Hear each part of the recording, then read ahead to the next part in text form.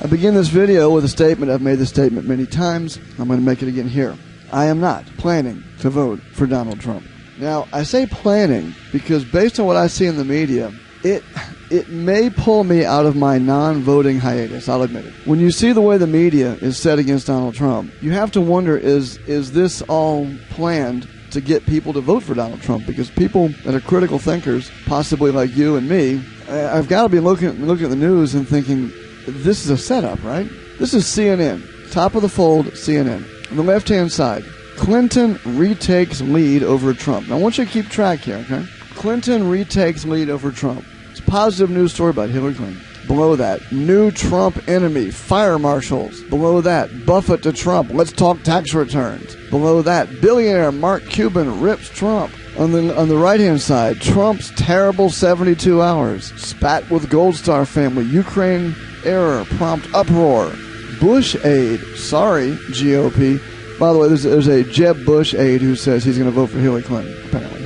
By the way, that's a surprise. Like anybody, by now, I got a little newsflash for you. Have you figured out that all those Bushes were nothing but liberals? Have you figured it out now? The McConnells, the Boehners, the Ryans.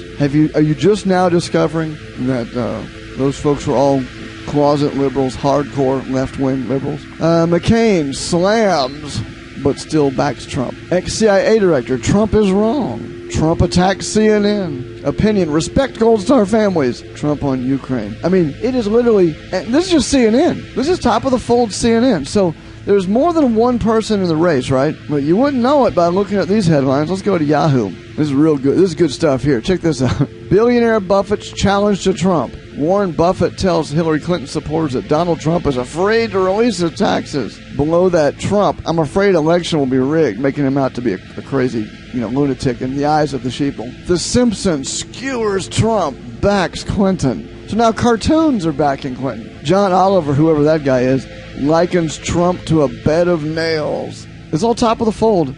2 stories down, Trump melts down spectacularly in ABC interview. If Donald Trump's weekend was already a train wreck, the derailed cars burst spectacularly into flames on Sunday morning. Clinton says Russia's behind that hacking, draws a line to Donald Trump. You see this? So Hillary Clinton on CNN, just positive, retaking the lead, and here she is. Donald Trump's behind that hacking. I mean, you would think this was orchestrated. You would literally think this was all a ruse. MSNBC, what we got here? What would it take for the GOP to rebuke Trump?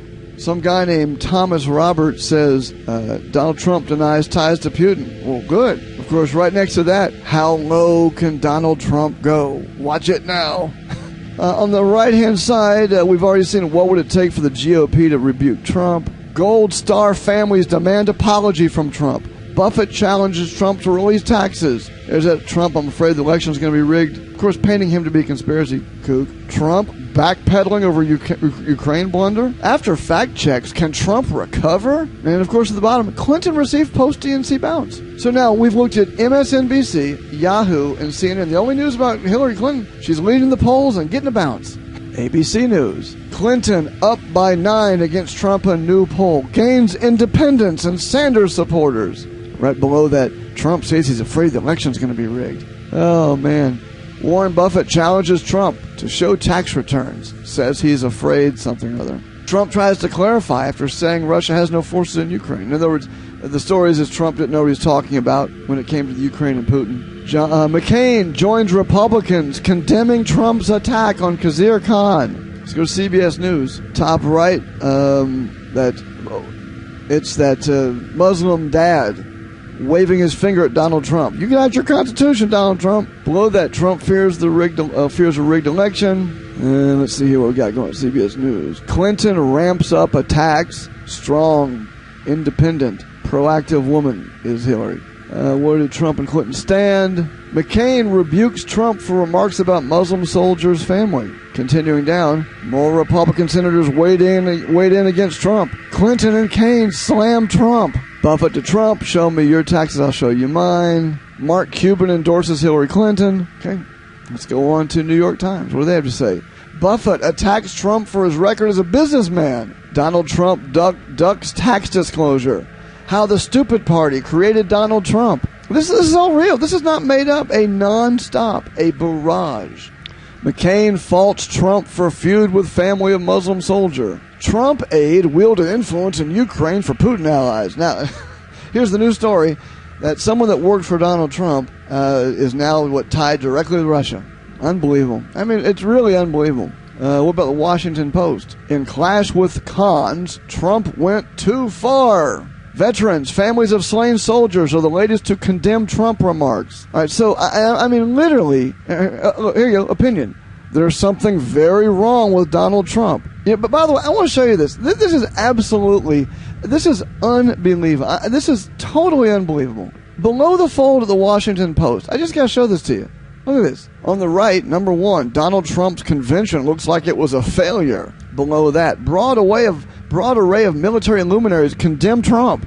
Below that, confrontation keys in on human decency, and that could haunt Trump. Below that, there's something very wrong with Donald Trump. Below that, Donald Trump's ABC interview may be his best/worst yet. On the left-hand side, the facts behind Donald Trump's many falsehoods. Trump's lies pile up. This is all real. Trump will lose the same way Joe McCarthy did. The GOP's huge problem. No one knows how low Trump can go. I mean, I could go on.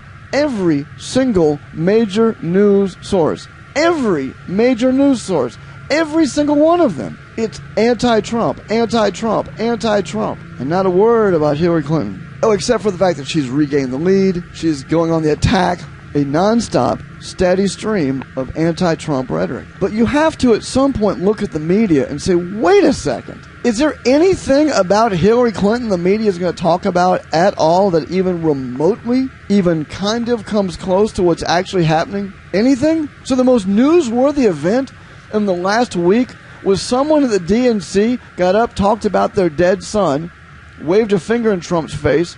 He replied, and that's now the story that's going to be pounded day after day after day after day. I'll admit to you, I'm less interested in what Donald Trump's opinion is about the guy's son, although he applauded the son's sacrifice and thanked him for that. I'm less interested in that opinion than this opinion. How come it is that the media doesn't question the fact that Hillary Clinton, while she was a senator, rubber-stamped and voted for every single bomb dropped on brown people around the world? In the 4 years since the inspectors left, intelligence reports show that Saddam Hussein has worked to rebuild his chemical and biological weapons stock, his missile delivery capability, and his nuclear program. He has also given aid, comfort, and sanctuary to terrorists, including al-Qaeda members. It is clear, however, that if left unchecked, Saddam Hussein will continue to increase his capacity to wage biological and chemical warfare and will keep trying to develop nuclear weapons. Should he succeed in that endeavor, he could alter the political and security landscape of the Middle East, which, as we know all too well, affects American security. This is a very difficult vote. This is probably the hardest decision I've ever had to make. Any vote that might lead to war should be hard, but I cast it with conviction.